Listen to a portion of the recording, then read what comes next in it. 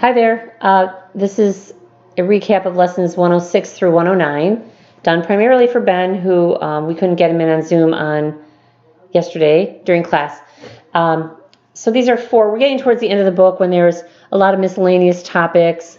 Oftentimes in school, the teachers don't get to the end of the book, and so these are somewhat, sort of bonus chapters. So I don't feel bad just picking and choosing from some of them. I'll do another 4 next week, and then we'll have a review for the final, which I won't make too difficult. I just want to make sure you guys have learned some of the main concepts from this year. So this lesson, this is actually 107. I started with 107 because it's Roman numerals, and I wanted to do a lot of writing that I didn't want to waste your time with. If I did 106, then move to this lesson. Roman numerals is super easy. Everybody pretty much gets Roman numerals. Maybe you don't know what 500 is or 100 is maybe, but once you know the basic idea behind Roman numerals, you catch on very quickly. So Roman numerals have only 7 symbols, and each of them I listed here: I, V, X, L, C, D, M, and they stand for 1, 5, 10, 50, 100, 500, and 1,000 respectively. In Roman numerals, you write the symbol for the amount as many times as needed to reflect your value that you're trying to write. So, for example, the Roman number 333, or the number 333 would be represented in Roman numerals as C, C, C, X, X, X, I. Okay, that's 100, 100, 100, 10, 10, 10, 1, 1, 1. In our numbering system, if we were to do the similar approach, it would look like this, right? We would write each amount the number of times we need it. It would be very cumbersome to read. Obviously, letters are a lot easier to read. But they have a few little tricks for representing certain numbers. I've listed them over here on the right-hand side. 4, instead of writing 4 I's, they write IV, which means 1 before 5.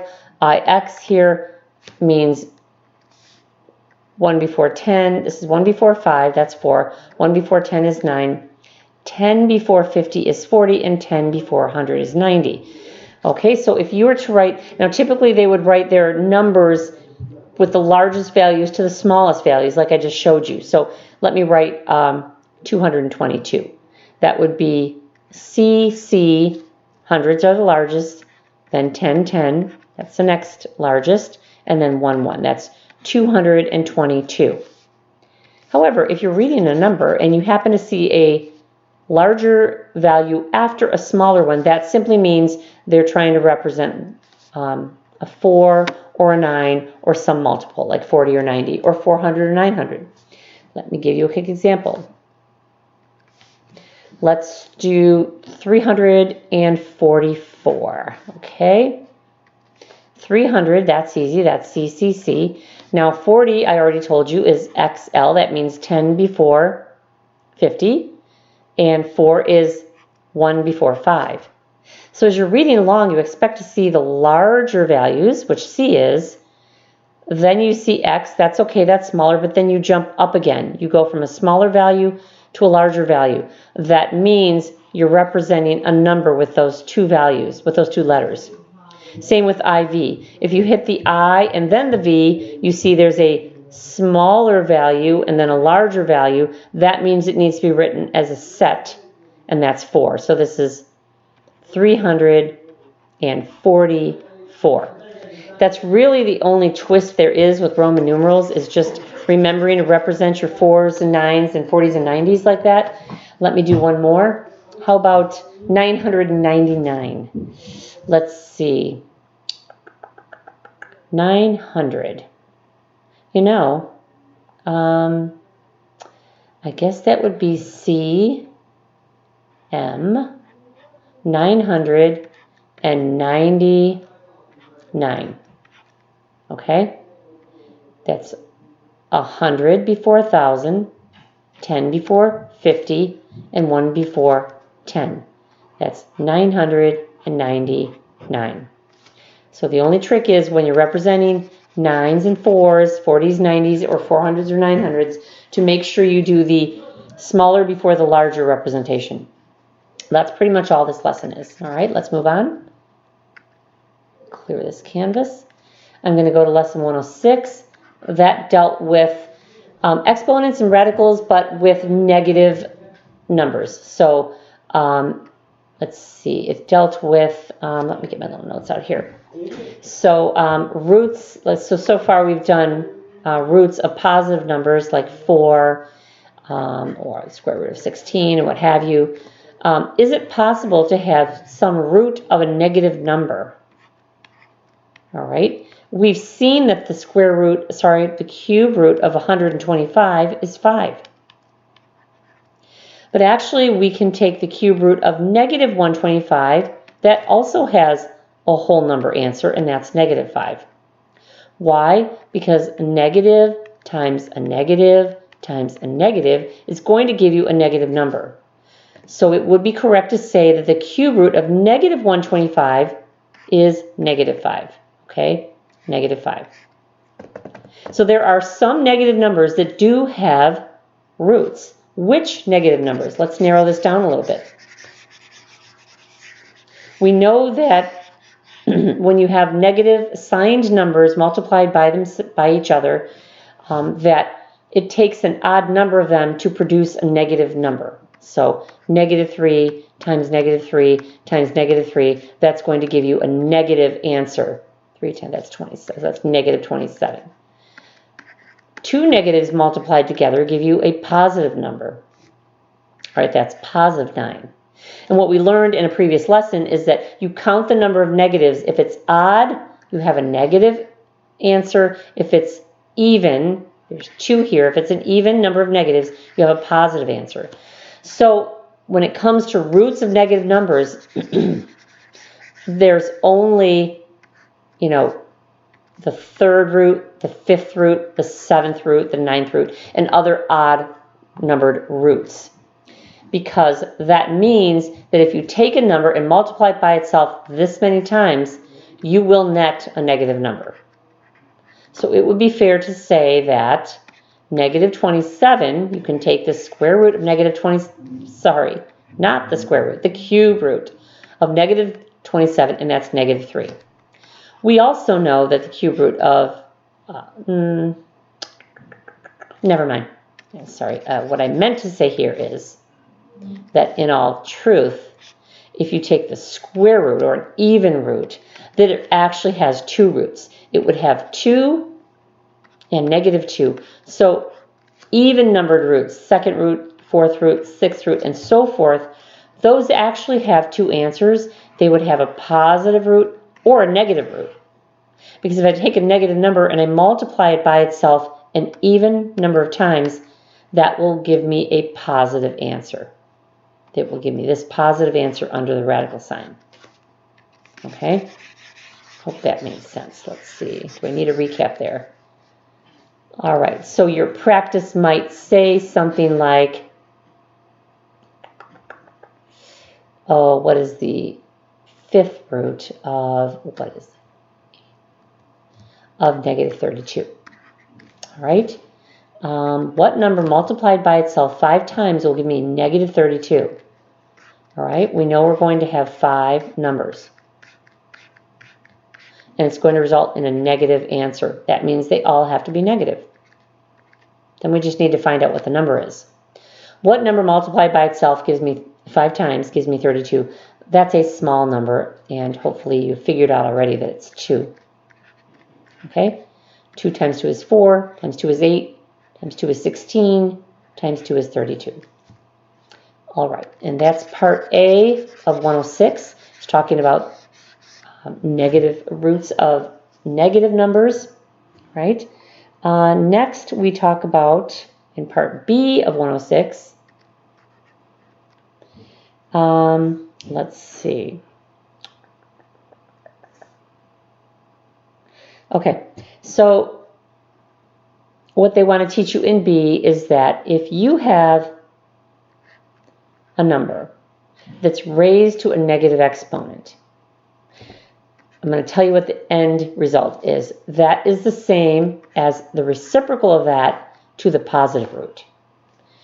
Likewise, if you have a number raised to a positive root, that is the same as its reciprocal raised to a negative root. Now, why does it work that way? Let's take a quick look. Think about scientific notation where we have something like 3.2. Now, this is the only time so far I believe that we've used negative exponents. So we might say something like 3.2 times 10 to the negative second. That's scientific notation. If I wanted to write that in standard notation, I would take this decimal and I would move it back. Okay, it's a negative exponent, so we have to go back 2 places, and that would be 0.032. That would be written in standard notation. So what did I do with 3.2? I really divided it by 1,000. Right? That also gives me 0.032. What is 1,000? That's 3.2 divided by, it's 10 to the third. Another way to write that fraction is 3.2 times 1 over 10 to the third, right? I can take that numerator and I can separate it out, all right? So now I'm going to come on over here. What I've just shown you is that 3.2 times 10 to the negative 2 gives me 0.032, but also 3.2 times, let's look at this here, times 1, oops, I have the wrong exponent. What am I doing here? I switched to 3. I meant to stick with 2. I'm sorry. Okay. Sorry. Probably wondering what the heck I was doing. Okay, this should be 2. This should be 2. Sorry. Nothing like completely confusing your students. All right. So going back to this right here, we see that 3.2 times 10 to the negative 2, which is scientific notation, that is equal to 0.032. And 3.2, wrote that kind of funky, times 1 over 10 squared, like I showed you here, all right, that's also 0.032. This one here is saying 3.2 divided by 100. When we divide a number by 100, we simply take its decimal and we move it back 2 places. All right, I'm going to come up here in blue and write my summary. Okay, a number, so 10 to the negative second power ends up being equal to 1 over 10 squared. Because we saw that when we multiplied 3.2 times each of these, we got the same answer. That means that 10 to the negative 2 is equal to 1 over 10 squared. Now, I just showed you why that's true. So you can get an idea. It's always good to know the workings of math and know why things are true. At the end of the day, what you really want to do is just remember that it's true, okay? And know that there's a good reason for it.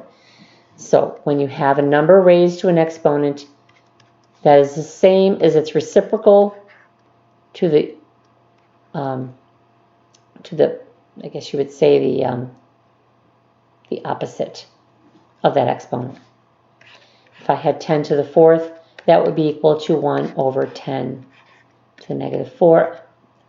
That was silly. That was about the same thing. I just did the same thing twice. Okay, so I meant to do 9 to the 5th, negative 5th, is equal to 1 over 9 to the 5th. You get the idea.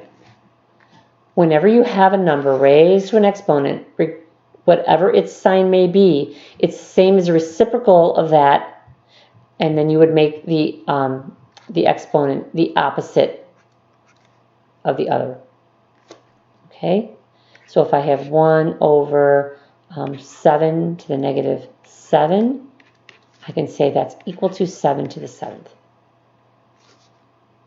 All right. When you have a number, a base, raised to an exponent, it is equal to the reciprocal of that expression, but with the opposite exponent. Okay, that would be in 106C. They want to show you why. They want to tell you that and show you why any number raised to the 0 power is equal to 1. Okay, we talked about this some time ago, and I couldn't remember exactly why it was. Now, of course, it's so easy. Now I understand. We know that any number over itself is equal to 1, right? 100 over 100 is equal to 1. Any negative number over itself is equal to 1.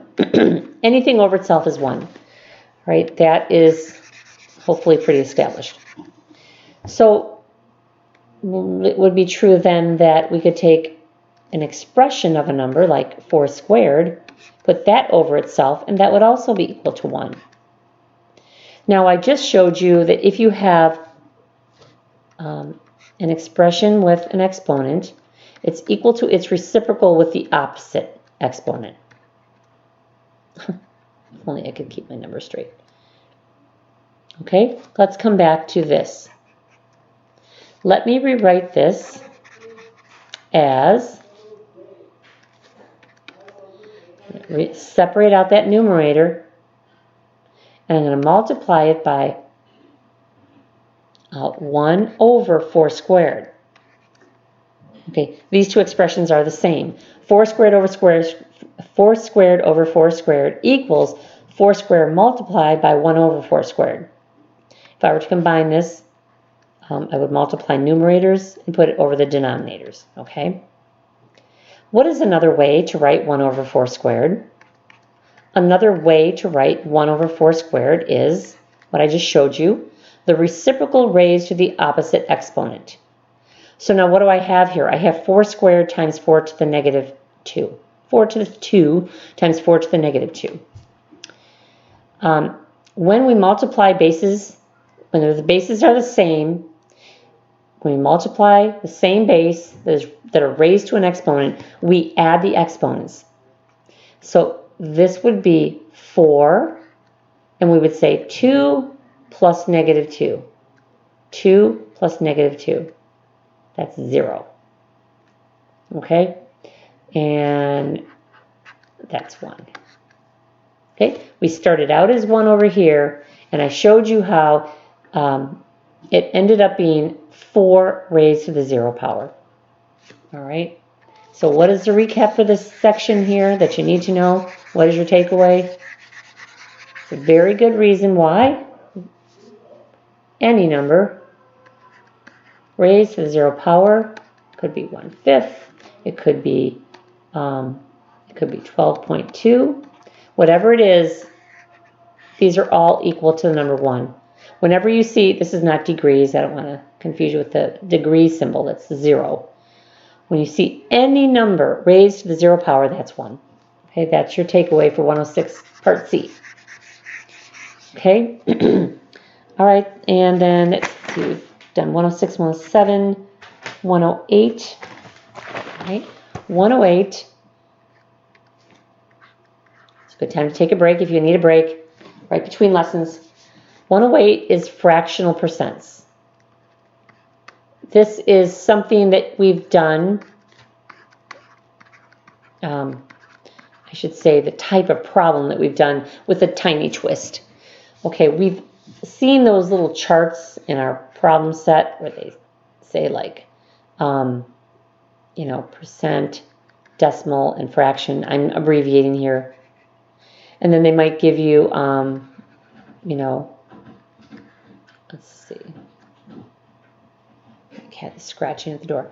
They might give you 90%. And they might give you, 0.7 here. And then they might want you to fill in the rest. Maybe they give you the fraction over here. Should be 9/10 or something. And then you'd fill in the decimal here would be 0.9. The percent for 0.7 would be 70%. The fraction would be 7/10, right? Here, they're just adding a very small twist. instead of giving you a whole number percent, they will give you a fractional percent, something like 2.5%. Now, step is, so they give you a fractional percent. You need to change it to a decimal. All right. And then to change it to a decimal percent, and then to change that to a decimal, it's the same process. Move the decimal back 2 places, divide by 100. That would be your decimal. And that's actually read 25 thousandths, so your fraction is, to fill in your chart, is 25 over 1,000. Please try to, simplify these, reduce them. If we divide top and bottom by 5 over 5, we get 25 divided by 5 is 5. 1,000 divided by 5 is 200. Oh, I can divide it. Should have divided top and bottom by 25. Okay, let me do that again. It's pretty easy. Okay, 25 divided by 25 is 1. 1,000 divided by 25 is, that's 40. All right, that's your answer. So all you're going to do here is they're going to throw at you, a fraction, and then put the percent sign after it.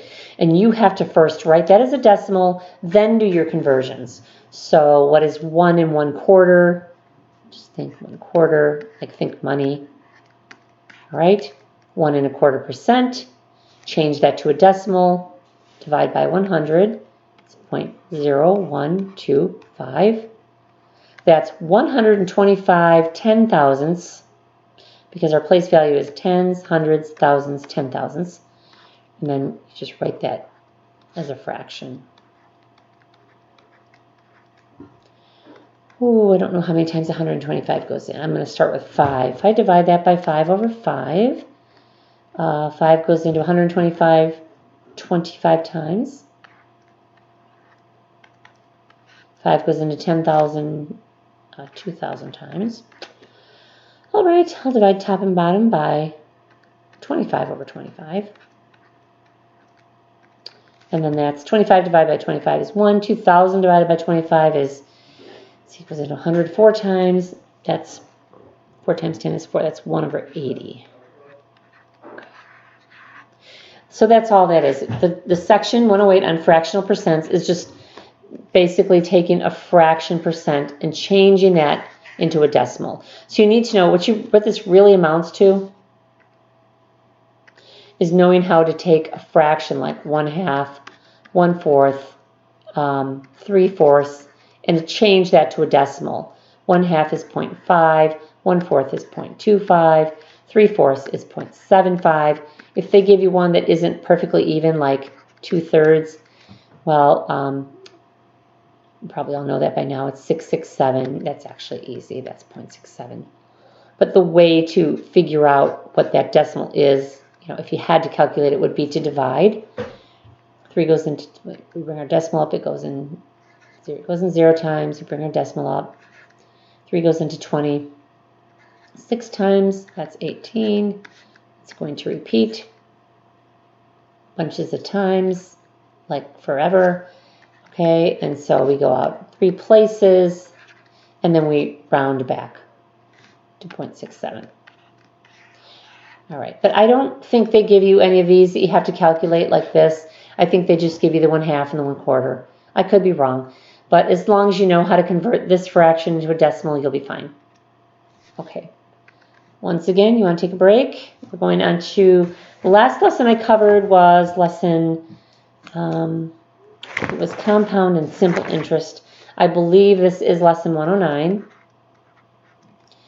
And this dealt with simple versus compound interest. Oops. Okay, so how does interest work? If you have $100 at a bank, and they want you to deposit your money there, and they tell you, deposit your money here, we're going to give 7% interest. 7% interest, usually banks will calculate that yearly. What is 7%? You have to figure out what is 7% of 100. That's how much they're giving you. And then they will add that on to 100, which is called your principal. Principal is the amount you started with, the amount that you have in the bank. So you would just say, what's 100 times 0.07? Well, that comes out to be 7. I mean, I could multiply that out for you, but that comes out to be $7. Okay. And so after 1 year, we have 100 plus $7. 2 years, we get another 7. After 3 years, we get another 7. And after 3 total years, we have $121 in the bank because they've given us 7% interest on our initial deposit each year. So what is compound interest? Now, you're going to make just a little bit more money with $100. If you have a lot of money, it probably makes a big difference. With $100 at 7% interest, it's not a whole lot. Compound interest means each time they add on some interest, they calculate your next amount of interest with that interest added in. Okay, what does that mean? If I start with 100, in year 1, I get $7, just like I did here in my simple interest example. So after year 1, I have $107. In year 2, I don't take just the 100, I take the 107, and I multiply that by 0.07. So what is that? Let's see, 7 times 7 is 49. 7 times 0, that's 4, 7. Sorry, I'm going kind of quick. I have 2 decimal places there. So year 2, I make $7.49 in interest. Okay, and I add that on to my first year interest and my principal. So now I have what I started with plus 7 plus the interest for the second year. When we add with decimals, we keep our decimals lined up. Remember, we can fill zeros here if we like. Okay, not necessary for this example. 7 plus 7 is 14. Carry the 1. That's 1. Okay, now I have 114.49. Now what am I going to do? I'm going to get that interest on the entire 114.49. All right, let's do this quickly here. 28, 34, 28, 31, 0, 1, 7, 8. All right, and 4 decimal places here. So 1, 2, 3, 4. Now I'm going to round that. That's going to be 8. I'm going to take off these last 2 and make that 801. We always round money, obviously, to 2 decimal places. So in year 3, I made 801. Okay? So you can see after 3 years of having $100 in Bank A with simple interest, we have 121 in Bank B. What do we have? We have 100 plus 7 plus 749 plus 801. We have just a little bit more, but you know, it adds up. Just for fun, what is that, 22? Let's see how much you could make. Oh wow, you made a whole $1.50 extra with compound interest. Hey, that's what? Coffee at the gas station? Okay, I'll take it. All right, so when you stop in at the bank, make sure you ask them whether they compound their interest or whether it's simple interest. All right, they'll think you're very wise. Let's see. I think that's all. I have my homework posted. If you have any questions, don't ever be afraid to email, text, call, what have you. All right, good luck.